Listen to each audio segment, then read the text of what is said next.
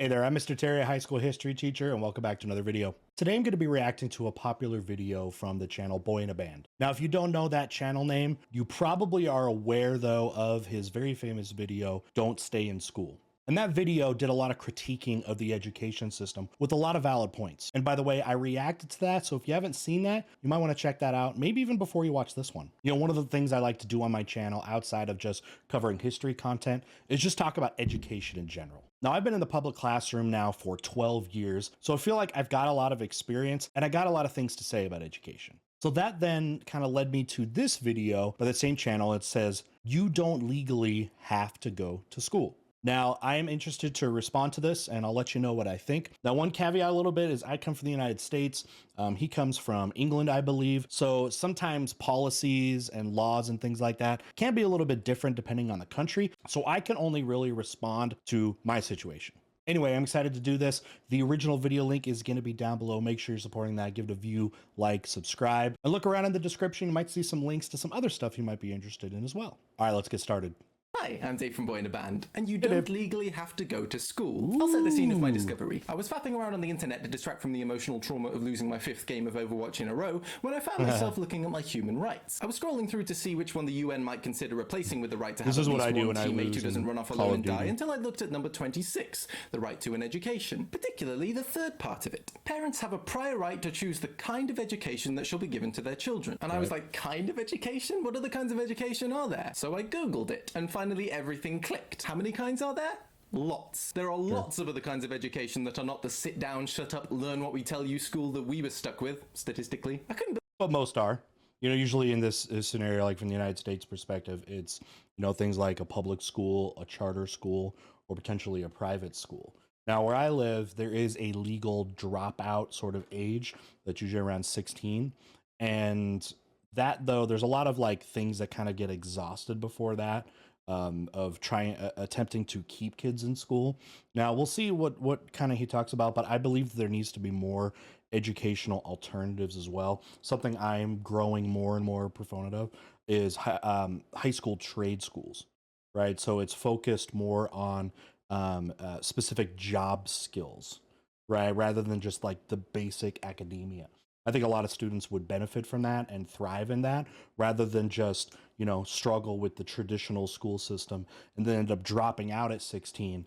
And then their prospects are very low because now they are skillless and don't even have, you know, a GED to be able to demonstrate anything that they've accomplished. I believe I didn't think about it sooner. It was like that moment at aged 8 when you paused mid-boss fight and were like, actually, yeah, if he traveled to billions of houses all over the planet within one night, Santa's flesh would melt off his face from the air resistance. Does flesh melt? Or is it more of a burning? I was a weird child, but that realization hit like a ton of bricks. Heavy bricks. And this is specified in several countries' laws, too. For me in England, Section 7 of the 96 Education Act says I should get efficient full-time education, either by regular attendance at school or otherwise. Under the or otherwise phrase in the law, you can legally go for alternatives and not get thrown in jail under compulsory attendance laws. And for my home slices across the pond in the USA, too. Most states have their own law for what defines alternative education. For instance, this one in Maryland. Hey, Dave, it's pronounced Maryland. Oh, thanks, generic American Eagle. No problem, mate. It's like you have to go to school unless you're receiving regular, thorough instruction during the school year, and the studies usually taught to public schools to children of the same age. And by the way, this is one of those videos where I'm really going to want to see and hear from what you all have to say. So make sure you put your comments down below on what you think about this.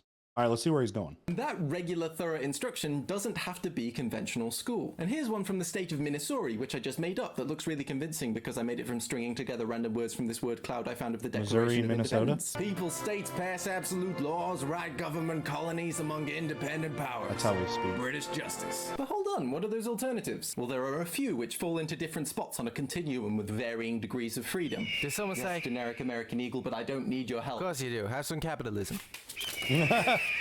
One? That's not much capitalism at all. Firstly, there's probably the most popular one, homeschooling, where parents choose what to teach, sometimes around a pre-approved curriculum. And from what I saw... Now, there's a lot I could say about homeschooling. I mean, there's definitely, thoughts right away, like, especially when you're up to, like, high school level. You know what I mean? I mean, there's already the problem where it'd probably be easier in a way to teach at a lower level, like elementary level, but you're also in that situation, like, yeah, you may be able to teach your child a little bit faster, but the pro and con of that is, yeah, you could probably teach a little faster, but you're also going to be restricting that child's social development big time, because the classroom is, and for a young person, is like a miniature version of society. How do you deal with other people, friendships, people you like, people you don't like? How do you deal with those kind of things? So there's that going on. And then when you get older, the pros and cons are kind of interesting, where like in a high school level, the one of the problems as an educator would be like, there's no way, and I can't believe this, that a homeschooler, you know, mom or something like that, is going to be able to be even close to the teaching, you know, and content level of somebody like myself with college degrees. And maybe that's just overstating that maybe isn't all that necessary. You got your textbook, you got that, okay, you just give it to the kid like that. But if you're also going to make the idea, or make the case that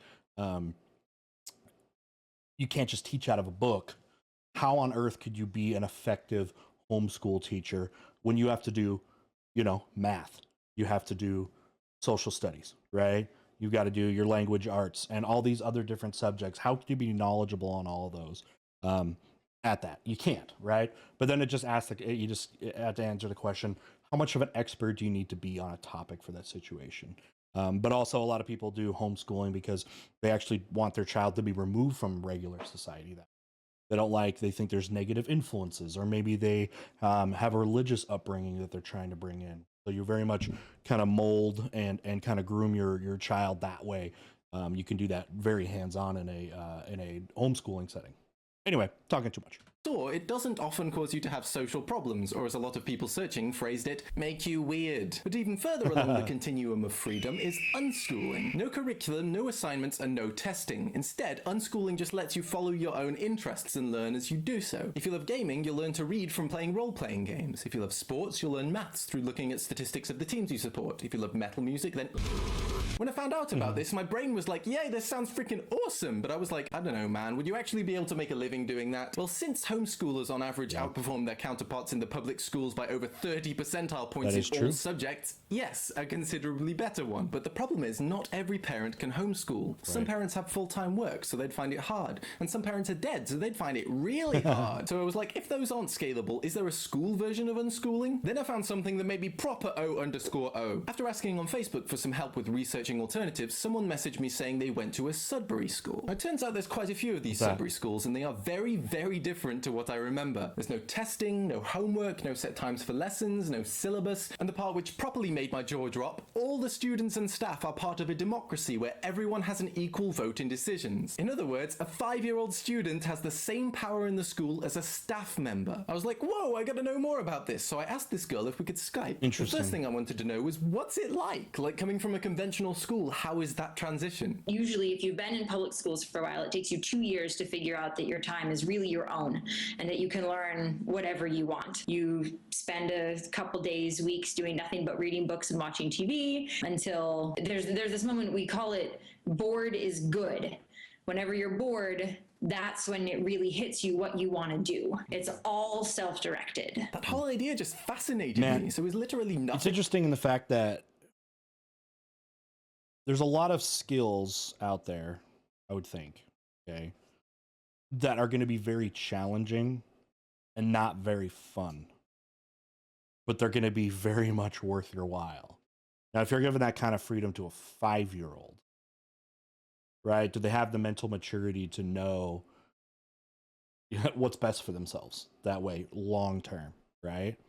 It seems like this would be so different depending on the personality type and maturity level of a student to be able to have this type of decision making, I guess I would say, in their own education. But the fact that you are going to get invested in something you choose is very much a true thing, right? Like, the more choice you have in something, the more invested you're going to be, and that is important. thing mandatory? There are things that are mandatory. You are required to sign in and sign out every day because there are state requirements that you have to be at school for a certain amount of time. And you're required to do a chore each day. And you can choose to opt out of a chore by paying a certain amount of money. Wait, what? Like real money? A really nice thing in my mind is that there's a free market. So students can bring in popsicles and sell them to the other students. Which is, I use popsicles as an example because that was a very successful business. Wait, I'm still stuck on the buying out of your homework, basically. That sounds like a scam. I am very, very wary of charter schools and alternative schools. I do have a pessimism to them because some of them feel like scams. Money making scams, whether it's money coming from the families themselves or coming from the state, that it is seen as a get rich quick scheme, whatever it is, disguised as a better educative solution. I am very wary of that. And I know there's a lot of great charters and private schools. There's also terrible ones that prove the point I was just making. For a while. The student would buy those bulk kind of popsicle stick things that you freeze, and he would sell them for 25 cents. And he earned a lot of money at 7 years old. And so before he did that, he had to put the motion into school meeting. So he had to go that week, and then he had to go the next week because all motions receive 2 readings. So that is also learning time management skills, that is true. Planning skills, paperwork skills. Get our future capitalists of the world. This 7-year-old gets experience in applying for permission to do business and being an entrepreneur. If the same 7-year-old tried that at my school, they'd have been given detention and learned that being an entrepreneur gets them punished. Now at this point, my brain was like, hang on, this sounds a bit utopian. I remember one of my bullies at school, he'd have been even more of a douche bagel if they'd had no system in place to control him. So I showed my brain this article about Ian Mercado High School, a school in the East End of London for boys who've been deemed unteachable. The most difficult boys in Britain. He got in fights, he hit the teachers. Shut your mouth before I burn your face. These are kids who have serious behavioural problems, some of which are among the most troubled in the country, and all of which have been expelled from previous mainstream schools. And how do they control these kids? Well, they don't. We don't have rules. We don't physically restrain. This is something I'm super fascinated in because, you know, when I was talking about like trade schools, okay, that's where I was hoping that in a way, some of those kids that have had behavioral problems in school, but I had those behavioral problems because of the way that traditional schools, how they're organized, and they're just boring for those kids, right? And they don't like the expectations of it. And I always hope that a trade school where you go in and you have a bunch of these different options for career paths. You got these electrician classes, and you got like automotive classes, and you've got all these other types of like hands-on, very, skills that make for very well-paying jobs, that those types of schools would help those types of kids. But I also understand that there are kids that are going to have behavioral problems in any type of social setting. And those kids, I'm hoping to get talked about in this, because I don't know the answer to that, because I'm not like a behavioral specialist. But maybe this could be something, you know, this is just going through my head, something really interesting here. The boys to learn self-control. Before they adopted the no punishment policy, all of the students from this school ended up in prison. Guess what percent ended up in prison afterwards?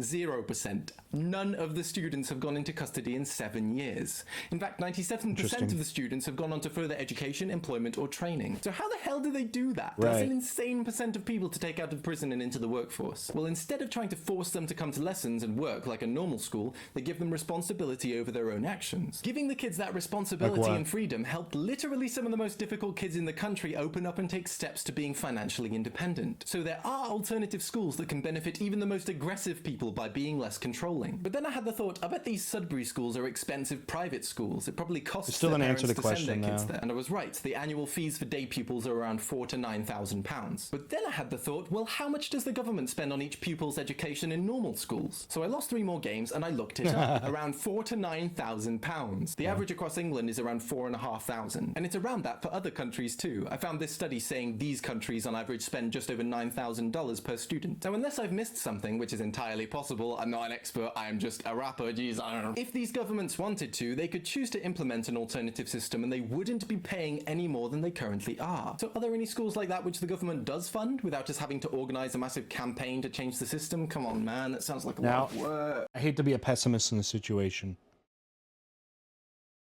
The type of schools that he's talking about, ones that are, again, very geared towards behavioral issues, are massively important.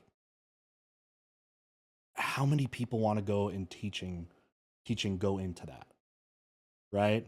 Like, it can be really hard to staff alternative high school. It's like, who wants to deal with more drama? Now, there are some people, and it's really more, you're more of a social worker than like a traditional like curriculum educator. There are people like that, and bless their souls, man. The people that want to go into alternative schools, awesome. Pay them more than you pay me. I'm fine with that. That's amazing. But man, they already, I mean, charter schools, alternative schools already have a really hard time getting teachers. And the more challenging the student body is going to be, the harder it's going to be. So hopefully they can make that work and really help teachers in those situations. Kinda. There are charter schools. Schools that receive government funding but don't have the same system as conventional schools. Right. I was having a really hard time trying to pin down what exactly they do differently until I found this video. When I heard some parents talking about charter schools, I was all ears. One woman says, "I've heard charter schools are fantastic, but they're impossible to get into." And then another one says, "No way, don't you read the paper? They're all fronts for stealing government money." And then this dad chimes in, "Oh, come on. Supposedly they have really high test scores, but they're insanely strict." Ugh. I needed to find out for myself. Wait, hang on a sec. Well, I mean, the thing about a charter school, though, is they can't be strict. Okay? They're a business. You have to be, if you're, you have to please the parents in whatever way it is. Then you manufacture that. They have to be that because it's like a business. They can get up and leave and go somewhere else that they want. So they definitely will cater to that. Ugh? Ugh. I needed to find out for myself. Hey, voice actress lady, I think you mean ugh. Ugh.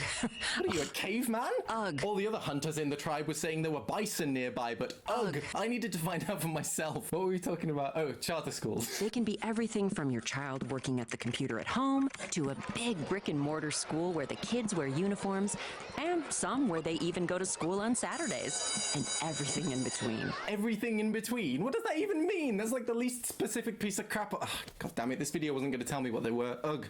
I needed to find out for myself. There are lots of other totally different types of charter schools with varying degrees of freedom. Like Ugg Lady mentioned, there was an online version of normal school, which turned out to be significantly worse than a regular school for students' maths and reading scores. Now, this was a pre-pandemic video, and online schools, when online teaching became the necessary, okay, during the height of the pandemic, there's a lot of people that figured out that online school works really well for them. A lot of people found out it is horrible for them. But the future of online schools is going to continue to grow. And it is. Where I work, they've basically made an online high school, providing basically everything you need to graduate, fully online, that kind of thing.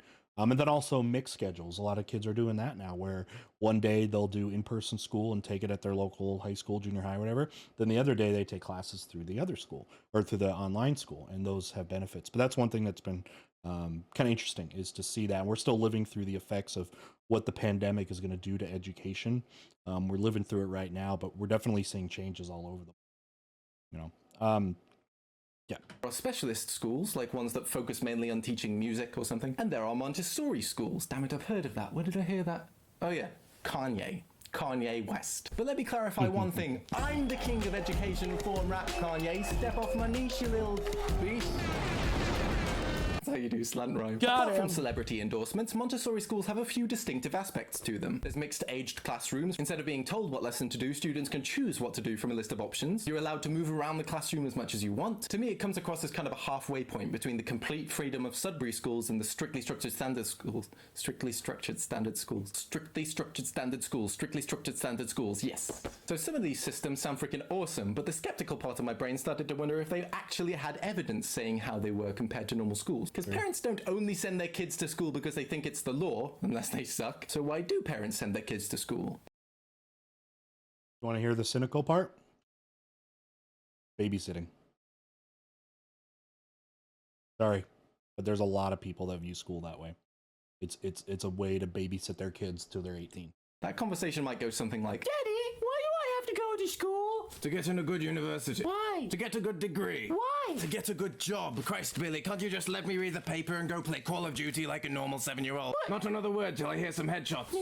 That's it. No son of mine will be a bloody failure. good degree, good job. Parents want to ensure their kids are financially secure. So are people more financially secure in conventional schools or alternative schools? Well, that's difficult to measure for Sudbury schools, since all the ones I could find are private schools. Which Well, no matter what the school is, the destination's the same. The journey's different, but the destination is the same, which is have a financial stable adulthood, right? messes up the data a bit. People with parents who are rich enough and thoughtful enough to send them there will probably make more money anyway. However, I did find some really interesting stuff for charter schools. Ugh. Now, this study was done on hundreds of schools, so it looked pretty solid. And it said charter school attendance increased annual earnings by over $2,000, 12.7% higher than for comparable students who attended a traditional high school. But again, going to be very important on the school itself. Is it a school that you have to pay to go to? If that's the case, your family is already pretty wealthy, so your safety net is much, much bigger. But yeah, an over $2,000 increase. That's like how much in English money? A bank? But are these people becoming useful things like doctors and engineers, or is this just where all the arty people come from? Like the former Sudbury School student who designed some of the coolest album covers ever called Storm Thorgerson? Wait, is that his real name? Holy crap, it is. His parents took a look at their adorable baby boy and thought, oh, he looks like a Storm Thorgerson. Jesus Christ, are you serious? He gets Storm Thorgerson sounding like a Norse superhero, and I'm stuck here with David Brown sounding like a tractor. Well, it turns out a higher percentage of graduates do go into arts, so hopefully we'll get more of this. Right. But also, a higher percentage go into computing, maths, education, social services, and healthcare. Why am I seeing it like this? So from the looks of things, conventional schools mean you'll make less money, and society will have fewer doctors and scientists. So now the conversation might go, Daddy, why do I have to go to school? So you can learn things. But I don't need to know most of those things for most jobs. Bloody hell, it's not about the specific topics, it's about teaching you how to learn, boy. Did some sort just kill you? What do you call people who kill you, son? Do I have to? It seems pretty homophobic. Yes, you bloody well have to. Grab the headset. Oh, fantastic point, but do normal schools teach you to learn better than alternative schools? Well, do you remember that thing that teachers used to say that some people are visual learners, some people are auditory, and some are kinesthetic? So some people learn concepts better when shown through pictures, others do it better hearing it explained, and the rest have to make something to get it. Bunch of crap. Not true at all. No. 93% of teachers think it's true. Multiple studies have proved it isn't. Also, lecturing used in school. You can ask kids. Kids will be able to tell you directly which ways they learn best. There's a lot of kids that will tell you, I don't learn this way. I don't learn this way. And we adapt to them, the ways that they learn. A first-hand experience where students will be able to tell you. Schools all over the place is a lot less effective. Now, there is definitely, it doesn't mean they're even. There's not an even amount of visual, tactile learner, etc. That's an even distribution, but I see it all the time. Kids that have different things, and they will tell you. And kids know how they learn. You can ask a kid, especially an older kid, like high school age, how do you learn best? They'll be able to tell you, and they're going to be right. And active learning, like taking part in something which teaches you rather than just listening to it. In one study, it increased exam results by 6% just by changing that. Even the students who got 100% went up to 106%. That's unbelievable, I'm lying. So at this point, I think it's reasonable to ask the question, if schools don't know how people learn, then how the hell can you trust them to teach you how to learn? So let's take a look at alternative schools. Remember when Bill Gates made stupid amounts of money? Some of that money was put into a study to find out how flexible learning environments compared to traditional... Knowing about people who organize, these charter schools, they're not people that come from educational psychology. They're not. They're often they're business people. They're starting this. It's like a business, not somebody again that just went in and got some PhD and had some groundbreaking discovery of educational psychology. It's just not the case. So we'll see how they explain this. Traditionally structured classrooms. They made gains in maths and reading over the last 2 years that are significantly greater than a comparison group from regular schools. Alternative schools often give kids responsibility over their own learning. Normal school teaches you that you will be told what to learn. That's not how adults learn things at work at all. In real life, you have to take initiative to find out how to do things better instead of waiting for the answer. Well, you don't have to, but you also don't have to wash your hands after using the toilet. But don't be gross, do it. Ew. It's kind of like that quote. We ask 18-year-olds to make huge decisions about their career and financial future when a month ago they had to ask to go to the bathroom. And some of them don't even wash their hands. Ew. Adam Kotsko. So now the conversation might go, I don't know who that is. Why do I have to go to school? So you can learn things. But Adam Kotsko said... Kotsko? Sounds like a bloody Russian to me. Don't listen to him. Daddy, are you racist? Yes. Why, aren't you? No. I should have expected as much from a bloody Welsh half-breed.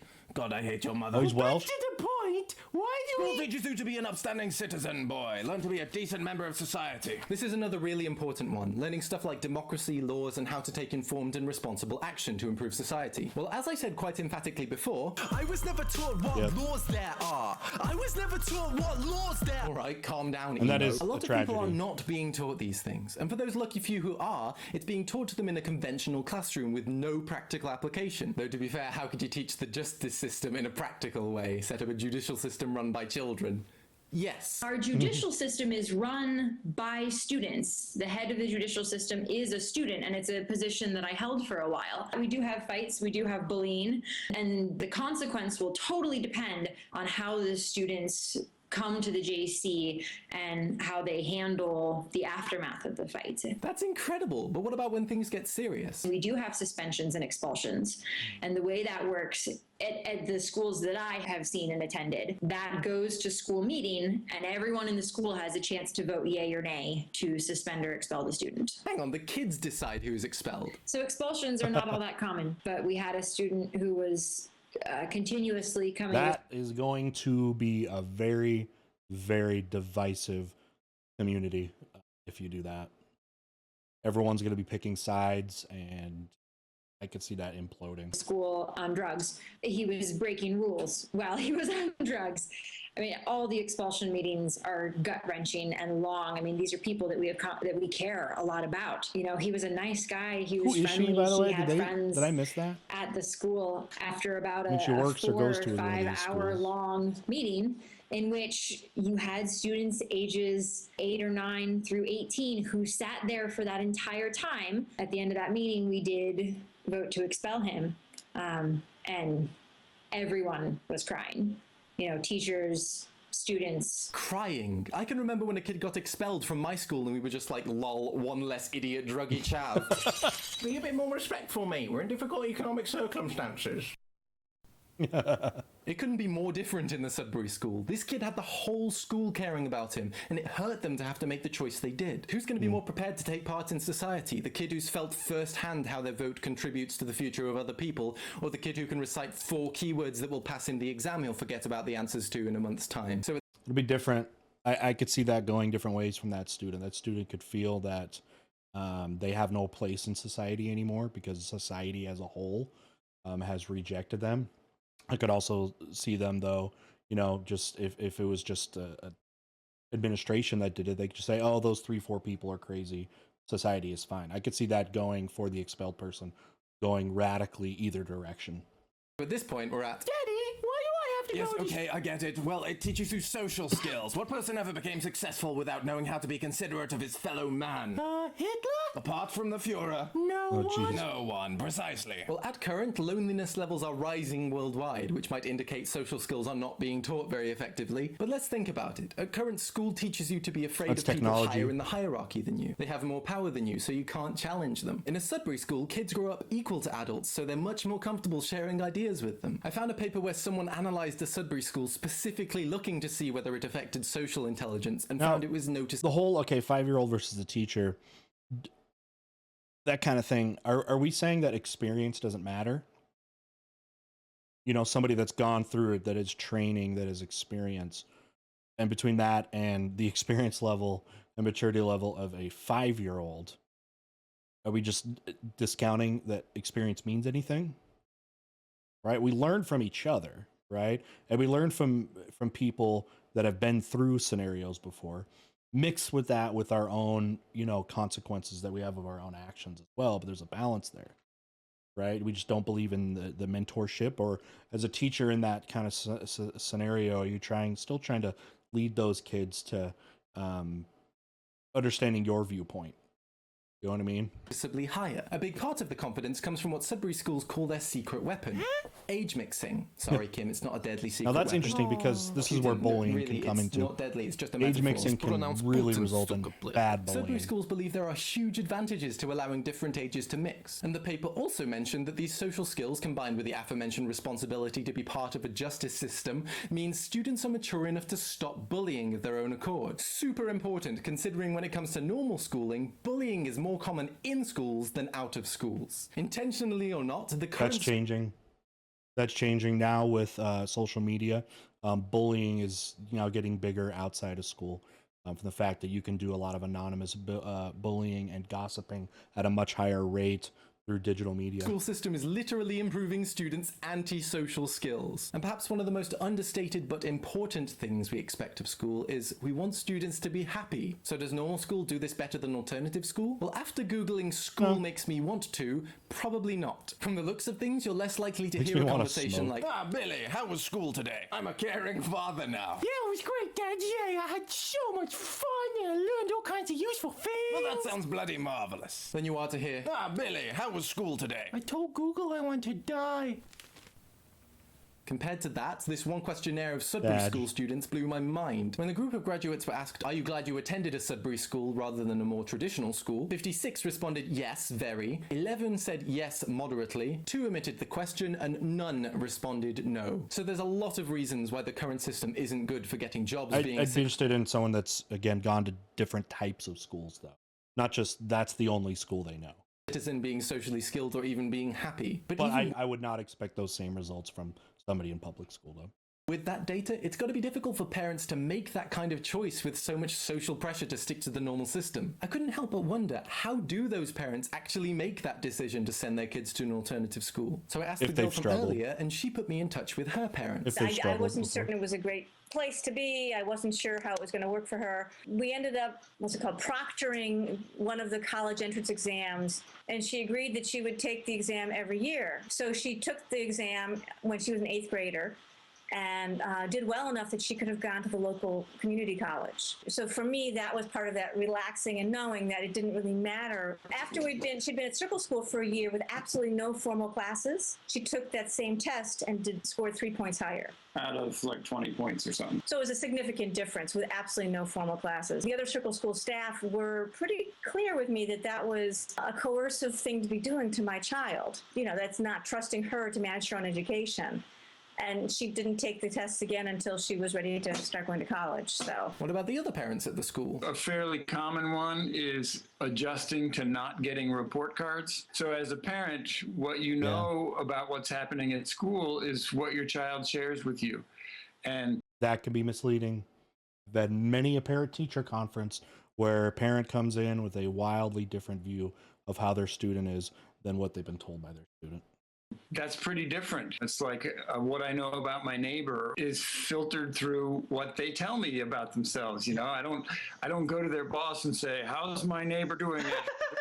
It's just part of being a respectful member of society. I've tried to keep this video fun so it's easier to get through, but when it comes to what to do about all this, I'm just not sure. It's incredibly difficult and frustrating. There are some people who will just be stuck because they can't afford it or because there aren't any alternative schools nearby, and that sucks. But for those other students, if their parents are willing to listen and treat them with respect, even when their school does not, they might be able to join a system where they're happier and better prepared for real life. It's ridiculous that there aren't more studies done on this. It was so hard to find the little data I could for this video, but my strongest feelings were explained really well by that girl's dad, who happened to be a teacher who ended up changing jobs to work at the Sudbury school. I was teaching physics, so I had kids that were 17 or 18 years old, but because it's a mass-produced system, they had to get my written permission to go to the bathroom. Where else in adult society does that happen? The only place I can think of is prison. There's a profound underlying disrespect inherent in that system, and it's not the fault of the teachers, it's not the fault of the administrators, it's not the fault of any particular person or group in the system. It's the system itself. The way the institution was set up is profoundly disrespectful. Well, our current educational system is a product of the Industrial Revolution, and that and what Industrial Revolution did to society in creating this divisive society of classes and authoritarianism and, you know, that kind of stuff within that, separating of people based off of skill, based off of ability. Once you started really separating that, then schools come to reflect that. Schools are going to reflect largely a lot of times the economic principles of where you live. To children, and they don't learn very well in that system. I felt that disrespect, and I saw it in my students' behavior, at least the ones who were most awake and aware. More scary was the incredibly intelligent, well-adjusted students who didn't even notice that they were being disrespected. I just can't believe how many people are forced into a system that's possibly damaging their employability, health, and happiness. Look how many people commenting on this video had no idea there were alternatives legally available. So if you want to help, all I can suggest right now is to talk to people about it. If school won't teach them there are other choices, you can instead.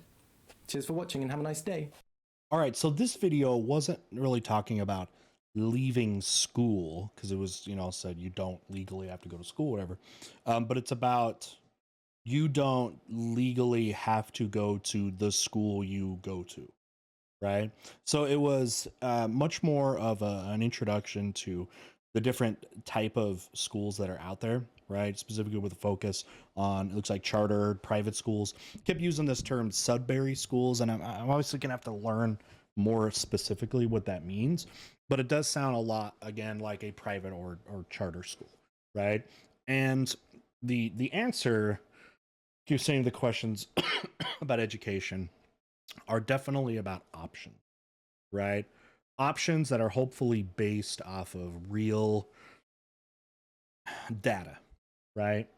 Now, in all, okay, these schools that are able to focus more on individual students, even just based off of like smaller class sizes, are going to have a positive effect. Almost any school that's able to individualize education more is going to be a good thing, right? And my thing has usually been not this focus on, it's really about, I want public schools to be better. We need to be working to improve public schools. That still needs to be our focus, especially with taxpayers and that kind of stuff. Like, we need to make public schools better rather than just sitting on the way that they are and then creating all these just flyer schools out there that are very deregulated, can definitely be built up by people that have no experience in education. There are people that are looking at these schools as a for-profit thing, right? So the first priority to me always needs to be, let's make public education better based off of the data that's out. Okay, yeah, and maybe it starts with not having 40 kids in a classroom like I might have, right? Like that kind of thing. Let's improve schools first, right? And once we're doing that, then we can start to ask ourselves, what is it, even in public schools, even if we're improving them, that is just going to be impossible to do in a public school? And whatever that thing is, okay, now we can start looking at creating alternatives, right? It's just something inherently impossible that a public school can't have.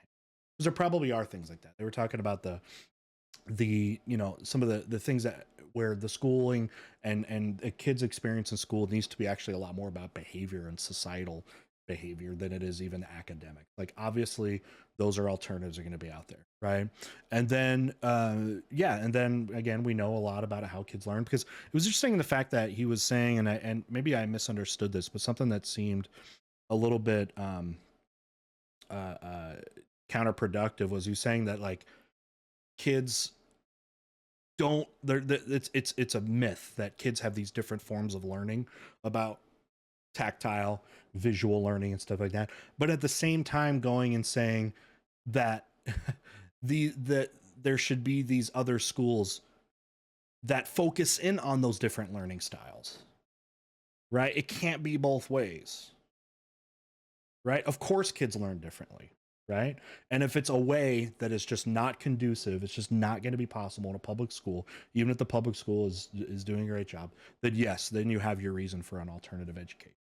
And that's fantastic. Again, and as I get older, I'm focusing more on that. I've been telling you a couple times about the idea of trade schools, where you have schools, especially at the high school level, that are more focused on occupational thing, and not the fact that, like you were saying, 18-year-olds very rarely know exactly what they want to do.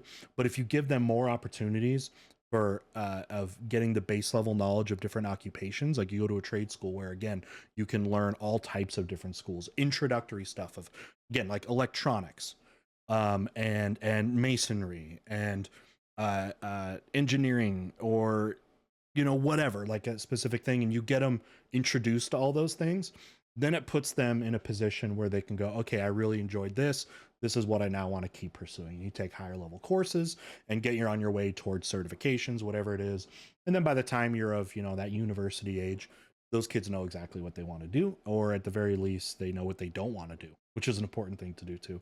So anyways, those have been my thoughts.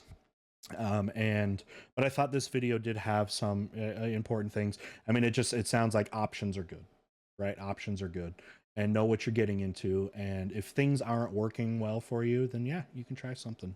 And parents need to understand that as well. So anyway, I'd love to know what your thoughts are down below, especially if you have gone to one of these other types of school, these Sudbury schools, charter schools, private schools.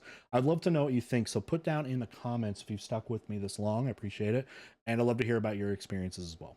All right, with that, thanks again. The video link is down below to this original video. Make sure you're comments and subscribing, that kind of stuff over there. And if you'd like to see me cover more of these educational type videos, let me know as well.